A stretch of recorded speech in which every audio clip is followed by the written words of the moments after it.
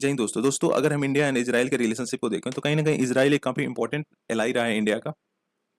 But in recent time में जो conflict arise हुआ है मिडिल ईस्ट में, उससे कहीं ना कहीं जो इंडिया का रिलेशनशिप है इजराइल और जो मिडिल ईस्ट कंट्रीज हैं, प्रॉब्लम उभर के आ रहा है। तो आज की इस वीडियो में हम बेसिकली जानेंगे कि क्या क्या ऐसी चीज़ें हैं जो इंडिया फेस कर रहा है। वाई तो इंडिया टुडे का आर्टिकल है, why India and Israel facing trouble. India and Israel relationship facing trouble. तो चलिए देखते हैं डिटेल में। But before starting the video I would like to show the map of Israel. Israel को देखें तो इसराइल है, ठीक है। इनिशियल टाइम में कहीं यहाँ पे था, बस अभी ज़्यादा स्प्रेड कर गया, ठीक है। एक गाजा स्ट्रिप है जहाँ से इसराइल ने बम्बार्डमेंट करना स्टार्ट कर दिया था, ठीक है। अभी तो फिलहाल इतना एरिया तो ऐसे डिस्ट्रॉय कर दिया इसराइल ने, बस इतना बचा है। ये जो रिफ्यूजी कैंप्स हैं यहाँ पे वही सारे बच्चे हैं। अरे वेस्ट बैंक हो गया, ठीक है। और बॉर्डर की बात करें तो ये जॉर्डन से शेयर करता है, सीरिया से शेयर करता है। फिर उसके बाद सॉरी लेबनान, सीरिया से जॉर्डन हो गया, ठीक है। इजिप्ट हो गया और ये मेडिटेरियन सी जो वाटर बॉडी ऐसे बॉर्डर शेयर करता है, ठीक है। ये देखते हैं डेवलपमेंट्स क्या क्या होंगे, ठीक है। जो कॉन्फ्लिक्ट एराइज हुआ है मिडिल ईस्ट में, उसकी वजह से काफी कहीं ना कहीं इंडिया को काफी प्रॉब्लम का सामना करना पड़ रहा है to maintain a balanced diplomatic relationship, ठीक है। एक बैलेंस डिप्लोमेटिक रिलेशनशिप को मेंटेन करने में काफी प्रॉब्लम को फेस करना पड़ रहा है as Israel ongoing war in Gaza, और जो क्लैशेज हैं हिजबुल्लाह एंड जो टेंशन है ईरान के साथ, एक कहीं ना कहीं एक रिफ्ट क्रिएट कर रहा है जो इंटरनेशनल रिलेशंस है, ठीक है। अब देख सकते हैं बिटवीन इंडिया एंड ईरान हो गया, हाँ। और भी जो कंट्री के साथ रिलेशनशिप है जैसे, और साथ ही साथ ये फोर्स कर रहा है इंडिया को to navigate a precarious path between historical ally जो अरब वर्ल्ड है और जो क्लोज पार्टनर है हमारा इंडिया का, इसराइल, ठीक है। अगर हम हिस्टोरिकल डेवलपमेंट्स को देखें इंडिया एंड इसराइल के रिलेशनशिप, तो हिस्टोरिकली अगर हम देखें तो इंडिया कहीं ना कहीं इसराइल से दूरी बनाए रखा था, ठीक है। मतलब इसराइल को एज ए कंट्री नहीं रिकॉग्नाइज किया था, और ये कहीं ना कहीं इन्फ्लुएंस था जो इंडिया का पोजीशन था नॉन अलाइंग मूवमेंट में, जो कि फॉर्म हुआ था ड्यूरिंग कोल्ड वॉर। और साथ ही साथ नीड, जो इंडिया का नीड था to cultivate a better relationship with other countries, मतलब अरबियन कंट्रीज।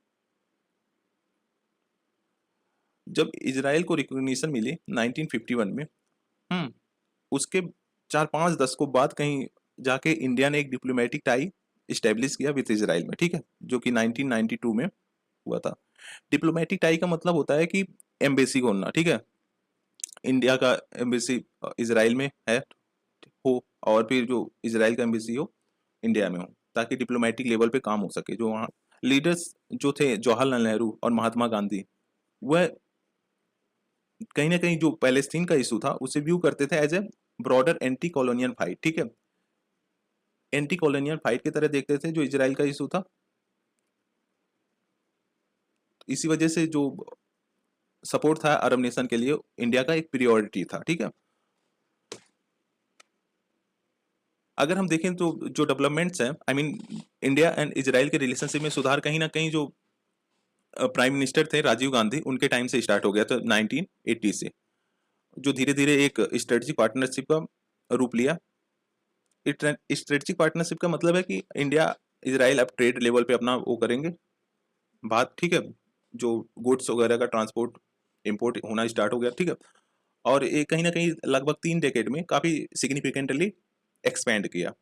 और अगर हम ट्रेड की देखें इंडिया और इसराइल की, तो अभी प्रेजेंट टाइम में जो कि ट्रेड था 1992 में लगभग 200 मिलियन डॉलर, अभी बढ़कर वो हो गया 10 बिलियन डॉलर 2022 में, सब इस्टेंशियल डिफेंस कोलाबोरेशन के साथ साथ, ठीक है। जो इंडियन गवर्नमेंट है उनका कहीं ना कहीं जो स्टेटमेंट आता रहता है हमेशा इसराइल पे, वो भी इंडिया और इसराइल का जो रिलेशन है कहीं ना कहीं बूस्ट कर रहा है। But ongoing violence in Gaza has prompted renewed scrutiny. अगर हम चैलेंजेस की बात करें जो इंडिया प्रेजेंट टाइम में फेस कर रहा है, तो उसमें कहीं ना कहीं एक चैलेंजेस से आता है कि जब यूएन में वोटिंग हुआ इसराइल को लेकर, जो एक्शन इसराइल कर रहा है कि उसे कंडेम करना चाहिए और नॉट, तो कहीं ना कहीं इंडिया अब्सटेन कर दिया।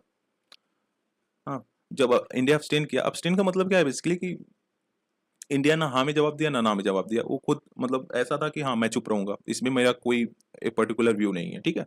तो ये जब हुआ तो कहीं ना कहीं जो डोमेस्टिक प्रेशर था इंडिया पे पड़ा, जैसे बहुत सारे जो पॉलिटिकल पार्टीज है वो कहीं ना कहीं गवर्नमेंट से बोलने लग गए कि एक बैलेंस्ड जो अप्रोच है उसको लेके चलें पैलेस्टीन की तरफ, ठीक है।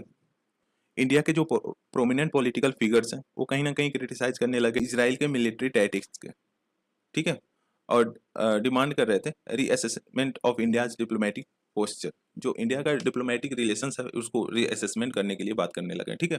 और तो अभी जो JNK का इशू हुआ, लाइक हसन नसरल्ला के डेथ के बाद ही जम्मू एंड कश्मीर में काफ़ी आउटरीच हो गया मुस्लिम जो कम्युनिटीज़ हैं, ठीक है, और जो एक सपोर्ट दिखा हसन नसरल्ला की तरफ, तो कहीं ना कहीं जो इंडिया एंड इसराइल के रिलेशनशिप है उस पर एक नेगेटिव छाप छोड़ रहा है ये सारी चीज़ें, ठीक है।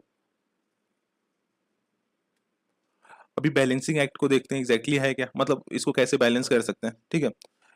इंडिया की जो फॉरेन पॉलिसी रही है now reflect dedicated balancing act, ठीक है।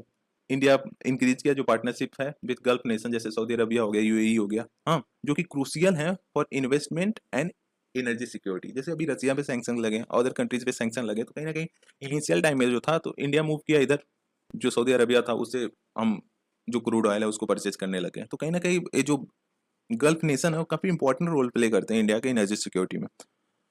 However, as Israel conflict escalated, these relationship become increasingly strained। मतलब जैसे जैसे इजराइल्स कॉन्फ्लिक्ट एस्केलेट हुआ तो जो रिलेशनशिप है इनके between India and gulf nation कहीं ना कहीं स्ट्रेन हो जा रहा है, इंक्रीजली स्ट्रेन हो जा रहा है, ठीक है।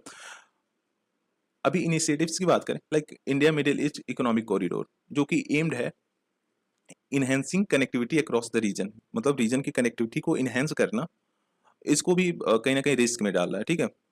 मतलब ये कहीं ना कहीं सक्सेसफुल नहीं हो सकता without normalising relationship between India Israel and Arab nation, ठीक है। ये रहा India Middle East economic corridor, basically Europe में भी जाता है, ठीक है। यहाँ मुंबई से स्टार्ट हुआ, UAE हो गया, सऊदी अरबिया हो गया, ये सारी कंट्रीज हैं। सो साथ ही साथ जो I2E2 फॉरम है जो कि इन्वॉल्व हुआ है, इसमें कंट्रीज लाइक इंडिया हो गया, इसराइल हो गया, UAE हो गया, USA, ये भी कहीं ना कहीं एक हर्डल फेस कर रहा है, ठीक है। As the Arab countries reassess their public alliance amid rising tension, जैसे जैसे अरब कंट्रीज रीअसेस कर रहे हैं देयर, मतलब जो उनका पब्लिक अलायंस है, सो ये टेंशन कहीं ना कहीं इंडिया को फोर्स कर रहा है to navigate between supporting a historical ally, जैसे सऊदी अरबिया हो गया, UAE हो गया, ईरान हो गया, और साथ ही साथ जो इसेंशियल टाई है विद अरब नेशन। I2E2 का देखते हैं, इंडिया हो गया, ठीक है, USA हो गया, इसराइल हो गया, UAE हो गया। अगर हम आगे देखें तो जो सिचुएशन इवॉल्व हुआ है तो कहीं ना कहीं इससे क्या होगा, इंडिया इसराइल का रिलेशन हाँ जी होगा फ्यूचर में, ठीक है। जो इंटरनल पॉलिटिकल लैंडस्केप है इंडिया का, अगर फ्यूचर में चेंज होता है, लाइक अदर कंट्रीज जो ओपोजिशन पार्टी अगर पावर में आती है, तो कहीं ना कहीं जो इंडिया और इसराइल का रिलेशन है उसमें कहीं ना कहीं एक नया मोड़ देखने को मिलेगा, ठीक है। आगे देखो तो इंडिया और इसराइल का जो रिलेशन कहीं ना कहीं चैलेंजेस बहुत सारे चैलेंजेस का फेस करने वाला है, ठीक है। और इंडिया का जो हिस्टोरिकल टाई है to both Israel and Arab nation necessitate a careful and strategic diplomatic negotiation, ठीक है, to maintain stability in increasingly volatile region. So this is the end of the video. Thank you for watching. Please do like, share and subscribe. Thank you guys.